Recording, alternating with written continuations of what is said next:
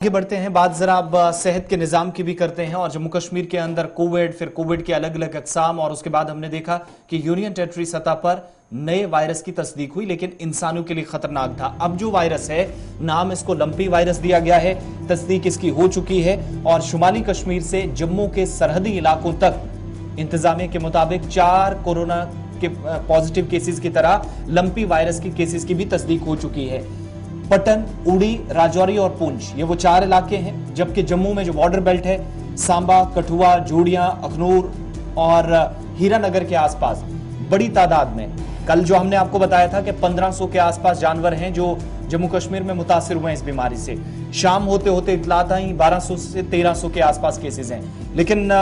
कल रात 9:30 बजे के आसपास additional chief secretary Atul Kumar Dullu ने भी हमारे साथ गुफ्तगू करते हुए तस्दीक की गुलिस्तान न्यूज पर सबसे पहले कि न सिर्फ 1000 केसेस इंतजामिया के सामने जो मुश्तबा केसेस थे, बल्कि 4 केसेस की तस्दीक भी हो चुकी है, यानी पुष्टि कर दी गई है कि जम्मू कश्मीर के अंदर गुजरात, राजस्थान और पंजाब के बाद अब जम्मू कश्मीर के अंदर भी वो वायरस पहुंच गया है जो जानवरों की जिल्द को खराब कर रहा है, उन पर गांठें पड़ रही हैं, खतरनाक सूरत हाल बन रही है। और 1000 से ज्यादा जानवरों के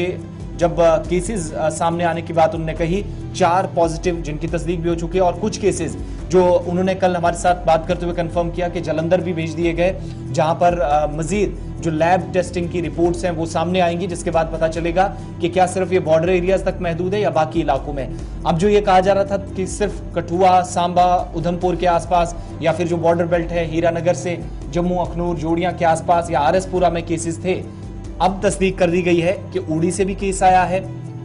इसके अलावा पटन, बारामूला से भी केस आया है, पुंछ और राजौरी के अंदर भी केसेस आए हैं। अब पॉजिटिव कितनी तस्दीक है इसका भी इंतजार रहेगा, लेकिन फिलहाल आपको अतुल डल्लू की बात भी सुनाते हैं, जिनने हमारे साथ खुसूसी तौर पर बात की और इस बीमारी की जम्मू कश्मीर के अंदर दस्तक देने की जो कयास सरैयां थी उसकी उन्होंने तस्दीक कर दी और वजाहत के साथ कहा कि खुसूसी टीमें, क्योंकि कल इस सिलसिले में उनकी सदारत में मीटिंग भी हुई है, उनके पास एग्रीकल्चर प्रोडक्शन डिपार्टमेंट भी है, तो मीटिंग में उन्होंने अफसरान को हिदायत दी है तमाम डिस्ट्रिक्ट्स को कि हर जिले में खुसूसी टीमें रवाना करके वैक्सीनेशन तेज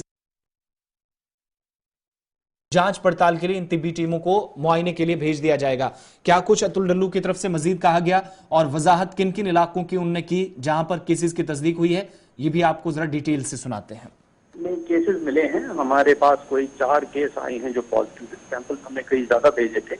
लेकिन जो रिपोर्ट्स हमको फील्ड से मिली है, कोई 1000 एनिमल्स के करीब अफेक्टेड हैं, जिनके बारे में रिपोर्ट आई थी कि इनको ये शक, इस बात का शक है कि इनको ये वायरस हो गया होगा।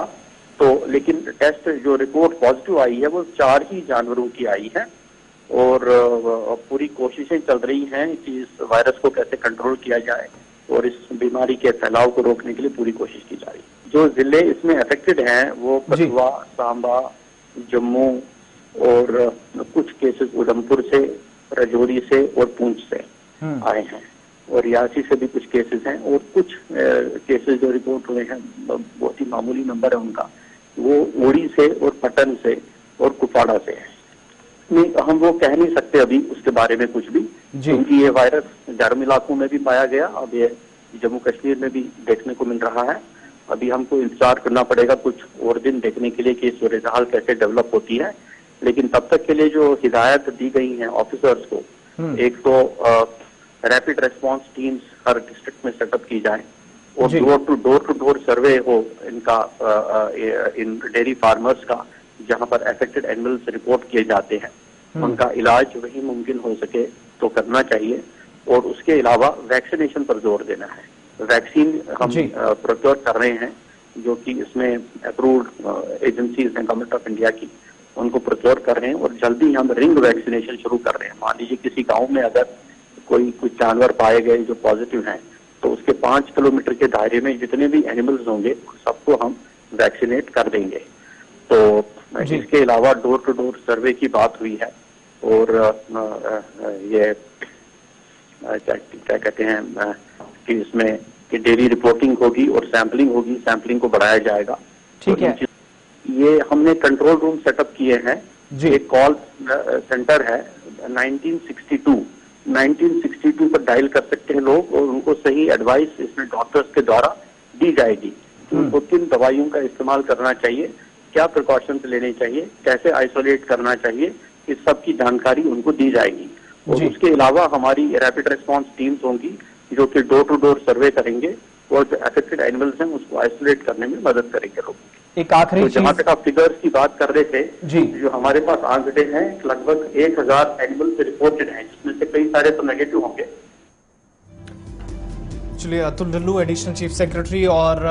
इनके पास एग्रीकल्चर प्रोडक्शन डिपार्टमेंट भी है, बात कर रहे थे जम्मू कश्मीर के अंदर केसेस की तस्दीक हुई है, ये इन्होंने बता दिया है। दूसरा, इंतजामिया की तरफ से जो प्लान तरतीब दिया गया, अब उसमें क्या कहा गया है कि कंट्रोल रूम हर जगह लगाए गए हैं और हर जिले के अंदर टीमें बनाई जाएगी और जहां पर जानवरों के अंदर इस तरह के केसेस पाए गए वहां पर क्या इंसानों को खतरा है, ये चीज अभी साफ नहीं हो पाई है। लेकिन ये जरूर है कि जिस एरिया के अंदर कहीं पर जानवर मुतासिर हुए तो 5 किलोमीटर के दायरे के अंदर वैक्सीनेशन भी कर दी जाएगी। अब क्लियर कर दिया गया है कि अगर आपके इलाके में कोई इस तरह का जानवर है, स्किन की या उसकी जिल्द में गांठें हैं, कोई परेशानी है, तो फौरी तौर पर एनिमल हस्बेंड्री डिपार्टमेंट से राब्ता कीजिए, इससे पहले देर हो जाए। अब जहां पर इस तरह के जानवर पाए जाएंगे, डिपार्टमेंट ने प्लान दिए,